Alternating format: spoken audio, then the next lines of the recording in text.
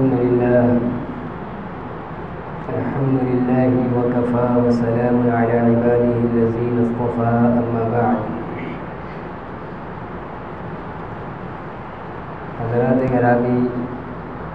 محترم بزرگ اور دوستوں اور عزیز ساتھیوں،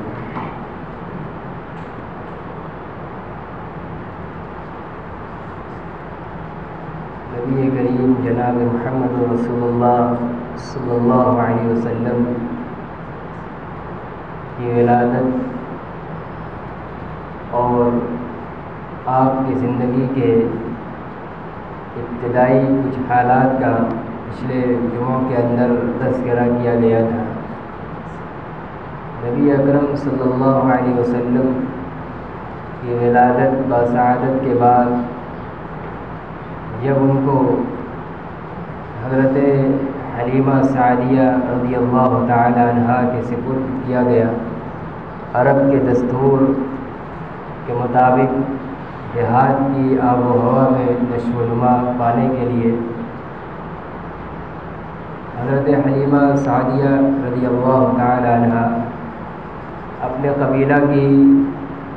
متعدد عورتوں کے ساتھ مکہ کے شہر کے اندر تشریف لائی تھی تاکہ کچھ بچے مل جائیں جن کی پرورش اور جن کو دودھ پلانے کا موقع ملے، اور پھر اپنے گزر بسر کے لیے کچھ ان پر معاوضہ اجرت مل جائے. آپ صلی اللہ علیہ وسلم کی ظاہری یتیمی کی حالت کو دیکھ اور سن کر تمام عورتوں نے چھوڑ دیا تھا، لیکن حضرت حلیمہ رضی اللہ عنہا نے اس کو قبول فرمایا، اور قبول فرمانے کے بعد جہاں ایک طرف ان کو ایک عظیم الشان سعادت حاصل ہوئی جن کا ابھی انہیں احساس نہیں تھا، جو اس فرزند کے اور اس عظیم المرتبت بچے کے 40 سال کی عمر ہونے کے بعد نبوت کے مقام پر فائز ہونے کے بعد ان کا احساس ہونا تھا اور ہوا. لیکن اس دور کے اندر، اس عمر کے اندر عجیب و غریب خلاف عادت کرامتوں اور برکتوں کا حضرت حلیمہ رضی اللہ عنہا نے اپنے گھر کے اندر مشاہدہ کیا. آپ کو گود لیتے ہی فوراً ان کی وہ سواری جو آنے کے وقت بالکل لاغر اور سست تھی، تمام قافلے والوں سے پیچھے رہتی تھی. ہر کچھ دیر کے بعد سارے قافلے والوں کو حضرت حلیمہ کے انتظار میں رکنا پڑتا تھا، اور جو جانور، جو بکری سفر کے انتظام کے لیے ساتھ لے رکھا تھا، اس کے تھن میں دودھ نہیں اترتا تھا جو ان کے لیے خوراک کا انتظام فراہم کر سکے، جبکہ اوروں کی بکریاں اور جانور دودھ دینے والے تھے. یہاں تک کہ خود حضرت حلیمہ رضی اللہ عنہا کا خود کا جو بچہ تھا، بھوک کی وجہ سے اور لاغرپن کی وجہ سے خود ان کا یہ حال تھا کہ وہ خود اپنے بچے کو اپنے جسم سے خوراک پہنچانے کی پوزیشن میں نہیں ہوتی تھی. لیکن آپ صلی اللہ علیہ وسلم کے لینے کے بعد ان تمام چیزوں کے اندر یکایک برکتوں کا ظہور ہو گیا، تبدیلی آ گئی. ان کی اونٹنی توانا اور تندرست اور تیز رفتار ہو گئی. بکری کا تھن دودھ سے بھر گیا، اوروں کی بکریوں سے زیادہ دودھ دینے لگی، اور وہ خود اس پوزیشن میں ہو گئی کہ ان کو بھی اپنے بچے کو دودھ پلانے کے لیے بڑی مقدار میں دودھ اترنے لگا. اس کے بعد جب قبیلے لے کر جاتی ہیں اور 2 سال تک ان کی پرورش کرتی ہیں، ان کو دودھ پلاتی ہیں، عجیب و غریب منظر کا مشاہدہ کرتی ہیں. ان کے تمام جانور توانا تندرست ہو گئے یکلخت، اور اس میں جو دودھ دینے والے جانور تھے پورے قبیلے کے اور لوگوں کے جانوروں سے زیادہ دودھ دینے لگے. قحط سالی کا دور پڑتا ہے، اسی دور میں خشک سالی پڑ جاتی ہے. تمام قبیلے کے لوگ اپنی بکریوں کو چرانے کے لیے کھیتوں میں لے کر جاتے ہیں تو وہ خالی پیٹ واپس آتے ہیں. ان کو سبزہ اور ہریالی اتنی میسر نہیں ہوتی کہ ان کے پیٹ بھر جائیں، لیکن حضرت حلیمہ رضی اللہ عنہا کے جانور انہی کھیتوں میں، انہی جگہوں کے اندر جہاں اوروں کے بھی چر رہے ہیں ان کے بھی چرتے تھے، لیکن ان کے آگے سبزہ ہوتا تھا اور خوب پیٹ بھر کر ان کو چرنے کا موقع ملتا تھا،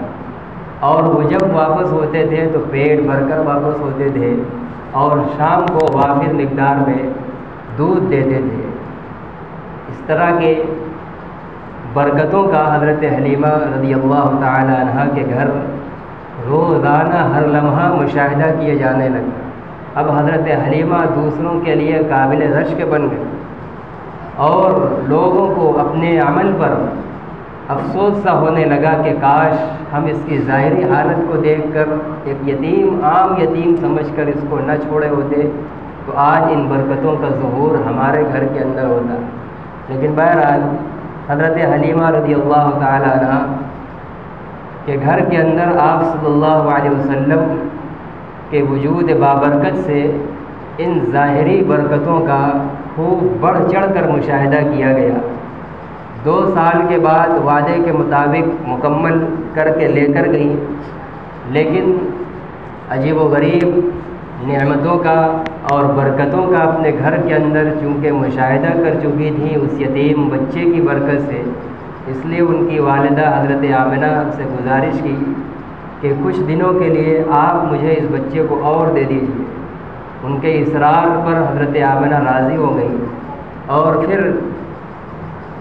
2 سال کے بعد کی مدت کے لیے بھی اپنے گھر ہی لے کر آ گئیں، اور یہی حضرت حلیمہ کے جو دوسرے بچے تھے آپ کی ہم عمر، انہی کے ساتھ آپ صلی اللہ علیہ وسلم رہتے تھے، کھیلتے تھے، اور پہلی مرتبہ انہی کے گھر آپ کا شق صدر ہوا۔ 2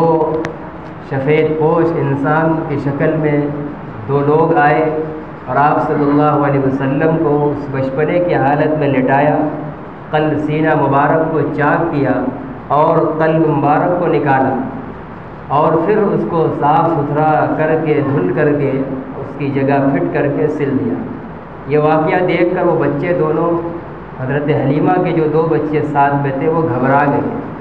اور آ کر پورا ماجرا گھر بتلایا اپنی والدہ کو کہ امی جان آج ہمارے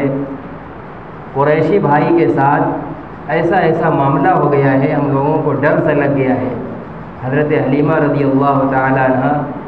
ظاہر ہے کہ یہ سب کوئی ظاہری چیز نہیں تھی، یہ اللہ تعالیٰ کی طرف سے ایک باطنی انتظام تھا۔ آپ کو نبوت کے مقام تک لے جانے کے لیے ابھی سے آپ کے اندرون کو تیار کیے جانے کا ایک سسٹم تھا۔ حضرت حلیمہ اس واقعے سے گھبرا گئیں اور لے جا کر پھر حضرت آمنہ کو واپس کر دیا کہ کہیں ایسا نہ ہو کہ ہمارے گھر یہ بچہ کسی بڑی آفت کا شکار ہو جائے۔ بہرکیف اس کے بعد حضرت آمنہ اپنی والدہ محترمہ کی گود کے اندر آپ پرورش پاتے رہے 6 سال کی عمر تک۔ 6 سال کی عمر میں آپ کی والدہ کا بھی انتقال ہو جاتا ہے۔ اس کے بعد آپ کے دادا جان جو حضرت آپ کے والد عبداللہ کے والد بزرگوار حضرت عبد المطلب تھے، خاندان قریش کے نہایت معزز اور اعلیٰ ترین افراد میں سے تھے، باعزت لوگوں میں سے، خانہ کعبہ کے اس وقت کے ذمہ دار اور متولی تھے۔ اس زمانے کے اعتبار سے جو بھی بیت اللہ کی زیارت اور حج کا طریقہ تھا، جو حج کرنے کے لیے آتے تھے، بیت اللہ کی زیارت کرنے کے لیے آتے، تمام زائرین و حجاج کی خدمت، ان کو کھلانا پلانا، ان سب امور کے ذمہ دار حضرت عبد المطلب تھے۔ آپ کے ایسے عظیم المرتبت دادا جان نے پھر آپ کی تربیت اور پرورش پر نگاہ ڈالی، اپنی گود کے اندر لیا، لیکن 2 سال ہی آپ کے سایہ شفقت میں آپ صلی اللہ علیہ وسلم نے پرورش پائی کہ دادا جان بھی انتقال فرما گئے۔ اس کے بعد 8 سال کی عمر سے جوانی تک، بلکہ نبوت کے ملنے تک، سب کچھ پھر آپ کے انتہائی آپ کے چہیتے چچا حضرت ابو طالب کے حصے کے اندر آپ کی پرورش اور تربیت آئی۔ آپ نے اس کے بعد پرورش فرمائی، اور اپنی اولادوں سے بڑھ چڑھ کر آپ کا خیال فرمایا۔ آپ کی محبت اپنی اولادوں سے زیادہ حضرت ابو طالب کے اندر تھی۔ بے پناہ محبت اور احترام کے ساتھ آپ کی پرورش فرمائی، اور ایسی پرورش فرمائی کہ ہر جگہ اپنے ساتھ رکھتے تھے۔ سفر ہو، حضر ہو، تجارتی سفر ہو، سیر و تفریح کا سفر ہو، کسی بھی ضرورت کی وجہ سے اگر مکہ سے باہر جانا ہوتا تو ان کو اکیلا چھوڑ کر نہیں جاتے تھے، بلکہ خود اس یتیم کو اپنے ساتھ لے کر جاتے تھے۔ مختلف تجارتی اسفار کے اندر بھی لے کر گئے، اور بھی دوسرے مواقع کے اوپر بھی آپ اپنے اس بھتیجے کو اپنے ساتھ لے کر جاتے تھے۔ الغرض نہایت محبت کے ساتھ اور انتہائی احترام کے ساتھ اپنے اس بھتیجے کی حضرت ابو طالب نے پرورش اور تربیت فرمائی۔ چنانچہ ایک تجارتی سفر کے اندر جب آپ کو ملک شام لے کر جا رہے تھے، راستے کے اندر آپ صلی اللہ علیہ وسلم کے وجود کی برکت سے بہت سے کرامتوں کا اور بہت سے خلاف عادت واقعات کا مشاہدہ کیا گیا۔ راستے کے اندر ایک جگہ جہاں قیام فرمایا ہے، وہاں ایک عیسائی پادری، ایک عیسائی راہب بحیرہ ناوی، اس نے حضرت ابو طالب کو بلایا اپنے پاس اور کہا یہ کون شخص ہے؟ کہا یہ میرے بھتیجے ہیں۔ ان کا پورا تعارف کرایا، کہا یہ اس کی حفاظت کرنا، مجھے اندیشہ ہے کہ کہیں ان کی قوم ان کو نقصان نہ پہنچائے۔ یہ کوئی عام انسان معلوم نہیں ہوتے ہیں، یہ کوئی اونچی اور عظیم المرتبت ہستی ہے، اس لیے آپ ان کی نگرانی فرمائیے اور ان کو آپ یہاں سے واپس لے کر جائیے۔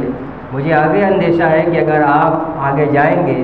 ان کی وجہ سے میں جن جن چیزوں کا مشاہدہ کر چکا ہوں، آگے یہود و نصارہ کہیں ان کو قتل نہ کر دیں، ان کو مار نہ ڈالیں، اس لیے آپ ان کو یہیں سے واپس لے جائیے اور ان کی حفاظت کیجیے۔ یہ آگے چل کر کوئی بڑی شخصیت ہے، کوئی عظیم المرتبت انسان ہے، کوئی معمولی انسان نہیں، اس لیے کہ میں ان کو دیکھ رہا ہوں کہ جو آگے بڑھ رہے ہیں، اگر دھوپ ہے تو بادل ان کو اپنے سائے میں لیے ہوئے ہیں کہ تاکہ دھوپ کی تپش سے ان کو تکلیف نہ پہنچے۔ یہ جہاں آگے بڑھ رہے ہیں تمام درخت گر جا رہے ہیں، ان کے احترام میں گویا ان کو سجدہ کر رہے ہیں، ان کے آگے جھک جا رہے ہیں۔ ظاہر ہے کہ ان سب چیزوں کا تعلق یہ ایک باطنی چیزوں سے تھا، وہ ایک عیسائی عالم تھا، راہب تھا۔ اللہ تعالیٰ نے آپ صلی اللہ علیہ وسلم کا اس کے دل کے اندر تعارف کرنے کے لیے ان باطنی چیزوں کا اس کو مشاہدہ کرایا، ورنہ درختوں کا گرنا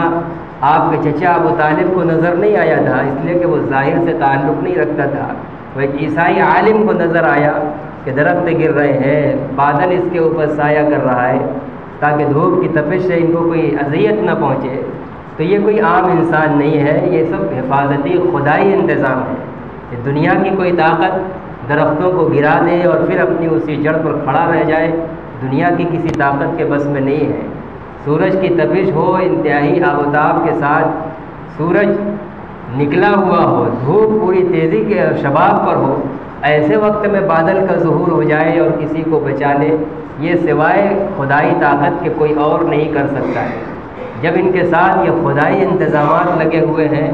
تو یہ کوئی عظیم شخصیت ہے، یہ خدا کے کچھ بننے والے ہیں، خدا سے ان کی کوئی مشن وابستہ ہے، اس لیے آپ اس کی حفاظت کیجیے گا۔ چنانچہ حضرت ابو طالب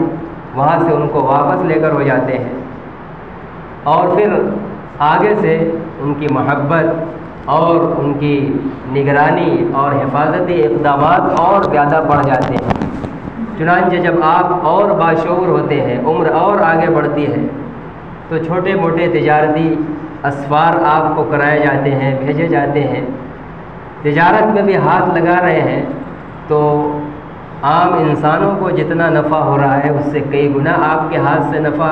اور بڑھوتری ہو جا رہی ہے۔ انہی چیزوں کو سن کر حضرت خدیجہ رضی اللہ تعالی عنہا نے آپ کو اپنے غلام کے ساتھ ایک تجارتی سفر میں بھیجا اور یہ طے کر لیا، کچھ پرسنٹیج طے ہو گیا کہ میں اتنا آپ کو اپنے نفع میں سے دوں گی۔ آپ صلی اللہ علیہ وسلم تشریف لے گئے اور حضرت خدیجہ کے اب تک کے تجارتی سفر میں اور ان کی اب تک کی بکری میں اس آپ صلی اللہ علیہ وسلم کو بھیجنے والے ہی سفر میں جتنا نفع ہوا اس سے پہلے اتنا نفع کبھی نہیں ہوا تھا۔ پھر جب آپ کی عمر شریف 25 سال کی ہو جاتی ہے تو حضرت خدیجہ رضی اللہ تعالی عنہ نے دیکھا کہ چونکہ وہ بیوہ تھیں، ان کو ضرورت تھی کسی سہارا دینے والے مرد کی۔ آپ صلی اللہ علیہ وسلم کی امانت و صداقت، آپ کی پاک بازی اور سچائی اس 25 سالہ عمر تک عرب کے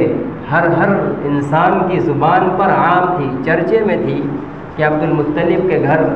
جو بیٹا پیدا ہوا ہے، ابو طالب کا جو بھتیجا ہے، اس کی یہ صفات ہے۔ دور جاہلیت کی جتنی خرابیاں تھیں، جو برائیوں والی مجالس تھی، آپ سب سے دور اور پاک رہے بچپن سے ہی۔ کبھی ڈبا کر جائے گئے، ایک بچہ ظاہر ہے کہ وہ انکار کی پوزیشن میں نہیں ہو سکتا ہے، وہ اپنے بڑوں کے ساتھ جانے پر مجبور ہی ہو سکتا ہے، تو چاہے چلے بھی گئے کبھی گھر والوں کے ساتھ لوا کر لوگ چلے گئے، تو اللہ تعالیٰ نے عین ان مواقع کے اوپر کہ جب لوگ ناچ گانوں میں اور گناہ کے کاموں میں شباب اور پورے عروج کے ساتھ لگے ہوئے ہوتے تھے، آپ صلی اللہ علیہ وسلم پر اللہ تعالیٰ نیند ڈال دیتے تھے، سلا دیتے تھے، تاکہ ہمارے آگے ہونے والے اس لاڈلے نبی کے کان کے اندر، اس کی نگاہ کے اندر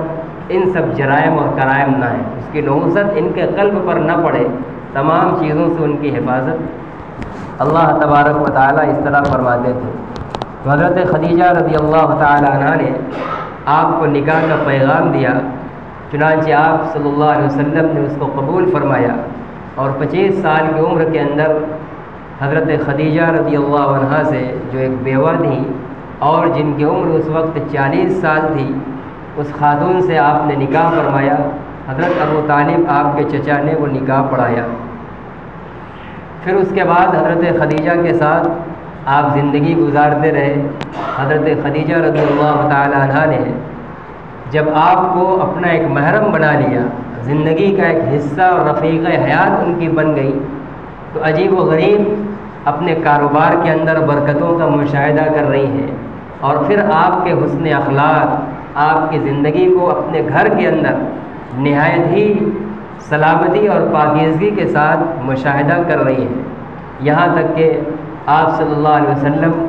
اسی طرح عمر شریف اپنی آپ کی گزر رہی ہے، اور پھر حضرت خدیجہ کے نکاح میں آنے کے بعد کچھ دنوں کا توشہ لے کر کبھی بستی سے نکل کر غار حرا پہاڑ کے اندر اس کے غار میں جا کر روپوش ہو جاتی۔ یہ سب خدائی انتظام تھا، اس لیے کہ پورا جو ماحول تھا وہ شرک و کفر کا تھا، خدا سے بغاوت کا تھا، اور اس بندہ خدا کے اندر اللہ تعالیٰ کی معرفت ڈالی گئی ہے۔ آپ کا شق صدر 2 سال کے بعد ہی انتہائی بچپن ہی میں کرا دیا گیا ہے، اور پھر اس کے بعد بالغ ہونے کے بعد حضرت خدیجہ سے نکاح ہونے سے پہلے دوسری مرتبہ پھر آپ کا شق صدر ہوا ہے۔ حضرت خدیجہ سے نکاح ہونے کے بعد پھر آپ کا شق صدر ہوا ہے۔ دل کو اتنا بار بار پاک صاف کیا جا رہا ہے کہ ان تمام حالات سے، ماحول سے آپ کو گھٹن ہوتا تھا، نفرت ہوتی تھی، اس لیے آپ تنہائی میں چلے جاتے تھے، اور جو اللہ کی طرف سے آپ کے دل کے اندر ڈالا جاتا تھا اس اعتبار سے آپ اللہ کی معرفت اور اس کی بندگی کے امور انجام دیتے تھے، اللہ کی توجہ اور یاد میں لگے رہتے تھے، یہاں تک کہ عمر شریف جب 40 سال ہو جاتی ہے تو پھر آپ کو نبوت کے مقام سے مالا مال کیا جاتا ہے، نبی بنایا جاتا ہے۔ لیکن اس 40 سال کی عمر کے اندر اتنی پاکیزگی کے ساتھ آپ صلی اللہ علیہ وسلم کی زندگی گزروائی گئی کہ پورے عرب کی تاریخ کے اندر اور اس کے بعد پوری دنیا کی تاریخ کے اندر کوئی ایسا بشر، کوئی ایسا انسان نہ کل پیدا ہوا، نہ آج پیدا ہوا، نہ آئندہ پیدا ہوگا کہ جس کی زندگی کے 40 سال جب کہ علم بھی نہیں ہے اور جہالت بھرے ماحول کے اندر پل بڑھ رہا ہے انسان، اور پھر اپنے پاس کوئی علم نہیں ہے اچھائی اور برائی کے پہچاننے کا، محض دل میں اللہ کی طرف سے جو رہنمائی ڈالی جا رہی ہے اسی بنیاد پر آپ نے نہایت پاکیزگی اور صفائی کے ساتھ زندگی گزاری۔ کسی ایک زندگی کے کسی ایک موڑ پر بھی، ایک دن بھی 40 سالہ زندگی کے اندر کسی نے بھی آپ پر انگلی نہیں رکھی۔ 100% لوگ آپ کی تعریف میں رطب اللسان تھے، کوئی ایک شخص آپ کا مخالف نہیں تھا۔ یہ دنیا کی تاریخ میں واحد آپ کی شخصیت ہے جس کی نبوت سے پہلے کی ایک عام بشر ہونے کی حیثیت سے یہ زندگی ہو کہ 40 سال کسی ماحول میں گزار بھی لے اور ایک آدمی کبھی بھی اس کی زبان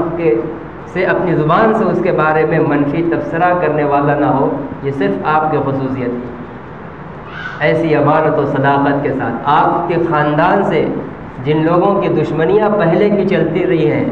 وہ لوگ بھی آپ کے دشمن نہیں، وہ بھی زبان پر آپ کی امانت و صداقت کی تعریف کے پھول ان کے بھی زبانوں سے جھڑتے تھے۔ لوگ اپنی امانتیں، اپنے حفاظت کے سامان آپ کے پاس رکھتے تھے کہ ان کے پاس ہمارا سامان ہو بہو واپس ہوگا، کوئی طرح کا اس میں خرد برد نہیں ہوگا۔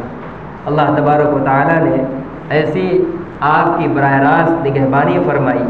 اور ایسی تربیت فرمائی کہ ایسے خطرناک اور تمام قسم کی برائیوں کے مجموعے والے ماحول کے اندر بھی بغیر تعلیم کے امی، ایک ان پڑھ کہ اللہ تبارک و تعالیٰ نے اس طرح پاکیزگی اور صفائی کے ساتھ زندگی گزروائی۔ اور 40 سال کے بعد جب آپ پر پہلی وحی اقرا اترتی ہے تو آپ کے لیے ایک وہ نئی چیز تھی، اور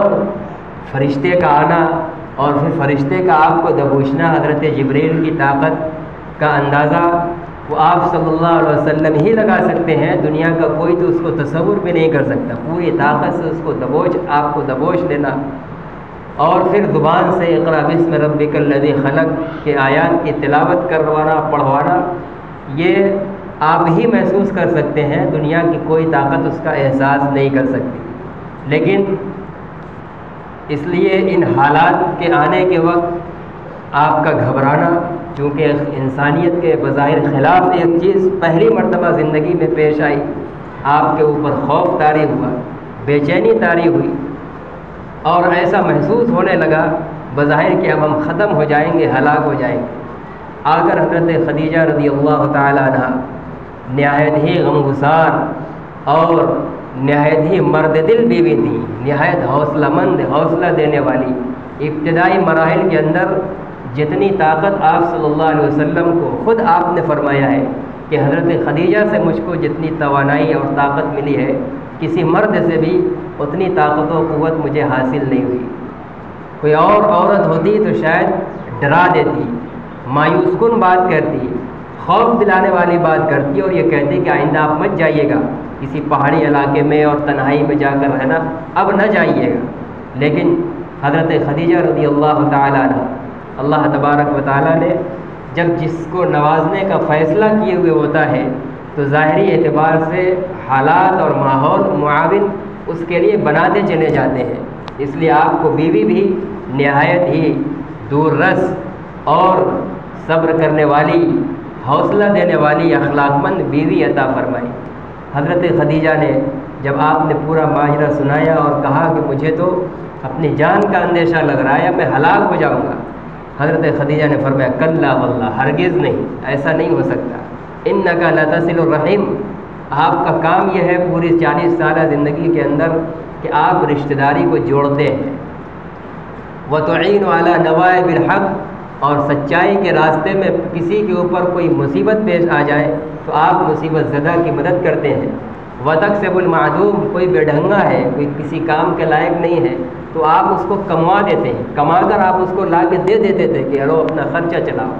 بے ڈھنگا ہے تو اس کا کام بنوا دیتے تھے۔ اس طرح کہ آپ کے جو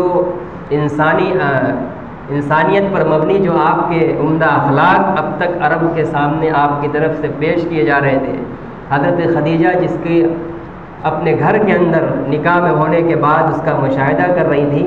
حضرت خدیجہ نے ان اوصاف کا تذکرہ کیا اور کہا میں یہ نہیں سمجھتی کہ جس کے اندر یہ عالی اوصاف ہو، جو انسانیت کی اتنی اعلیٰ درجے سے خدمت کر رہا ہو، جو رشتہ داروں کو جوڑ رہا ہے اور مصیبت زدہ لوگوں کی مدد کر رہا ہے، اور کوئی بے ڈھنگا ناکارہ ہے تو اس کا ہاتھ بٹا رہا ہے، اس کا کام کر دے رہا ہے، میں نہیں یہ سمجھتی کہ اللہ تعالیٰ ایسے لوگوں کو برباد کرے گا۔ کلا واللہ لا یخزیک اللہ، ہرگز نہیں، اللہ کی قسم، اللہ آپ کو بے یار و مددگار نہیں چھوڑے گا، آپ کو کچھ ہونے والا نہیں ہے، پوری تسلی۔ اور پھر اس کے بعد آپ صلی اللہ علیہ وسلم پر جب دوبارہ وحی آئی اور آپ پر شرح صدر ہو گیا، اپنے چچا حضرت ورقہ کے پاس لے کر گئی۔ وہ یہود کے عالم تھے اور انہوں نے تسلی دی اور فرمایا کہ نہیں، یہ جو آپ کے پاس آئے یہ کوئی عام انسان نہیں ہے، میرا اندازہ ہے کہ یہ وہی فرشتہ ہے جو حضرت موسیٰ کے پاس وحی لے کر آتا تھا، اور حضرت جبریل ہی تمام انبیاء کے پاس وحی لے کر جاتے تھے۔ حضرت ورقہ یہود کے عالم تھے، علم تھا، اس لیے انہوں نے پہچان لیا اور آپ صلی اللہ علیہ وسلم کی تصدیق فرمائی۔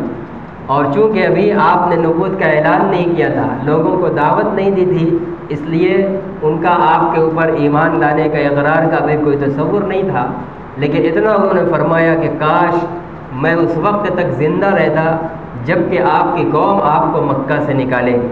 اس لیے کہ آپ صلی اللہ علیہ وسلم پر آنے والے تمام حالات، آپ کے تمام اوصاف تورات کے اندر بیان کیے گئے تھے۔ اس لیے حضرت ورقہ جو تورات کے عالم تھے، ان کو علم تھا کہ جب آخری نبی پیدا ہوگا اور نبوت کا وہ دعویٰ کرے گا، اعلان کرے گا، تو اس کی قوم کے لوگ اس کی اتنا مخالف ہوں گے کہ ان کو مکہ سے ہی نکلنے پر مجبور کر دیں گے۔ اسی کو کہا تھا انہوں نے کہ کاش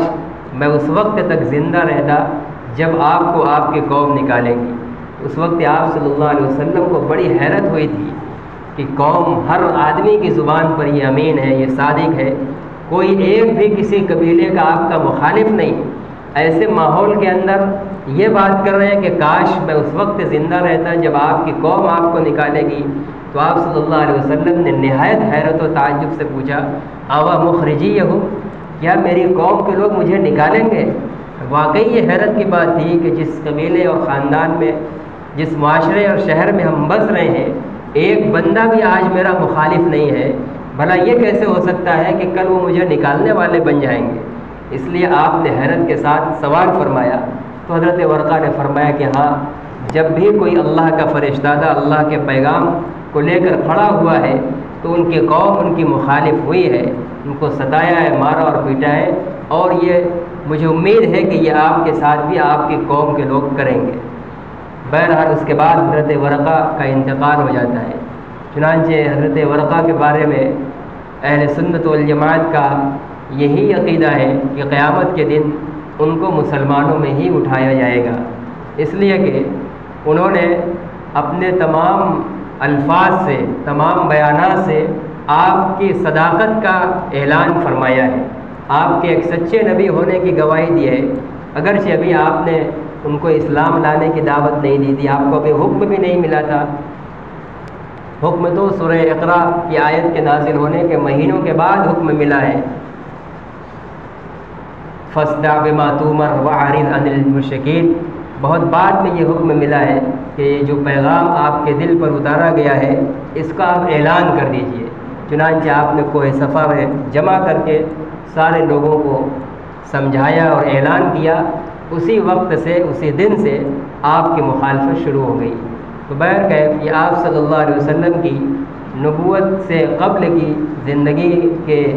روشن اور بابرکت نقوش ہے۔ ان کا تذکرہ چونکہ آپ صلی اللہ علیہ وسلم کی جذات سے جڑی ہوئی یہ بات ہے، ایک مسلمان کے لیے برکت کا بھی ذریعہ ہے، سعادت کا بھی ذریعہ ہے، ثواب کا بھی عمل ہے سننا و سنانا، اور نبی سے محبت کا تقاضا یہ ہے کہ آپ کی زندگی کے ہر گوشے کو ہم یاد رکھیں، پڑھیں، سیکھیں اور سمجھیں، اس لیے کہ آپ کی زندگی کے ہر گوشے کے اندر آپ کے ماننے والوں کے لیے کسی نہ کسی درجے میں سبق ہے، اور ہمارے لیے زندگی گزارنے کا نمونہ آپ کی ذات ہے، آپ ہی کی زندگی ہے۔ تو آپ کی نبوت کی پہلے کی زندگی کو بھی ہمیں جاننا اور اس کو سننا، سنانا، سیکھنا، سکھانا، یہ ہم سب کے لیے نہایت ضروری ہے۔ اللہ تعالی ہم سب کو نبی پاک صلی اللہ علیہ وسلم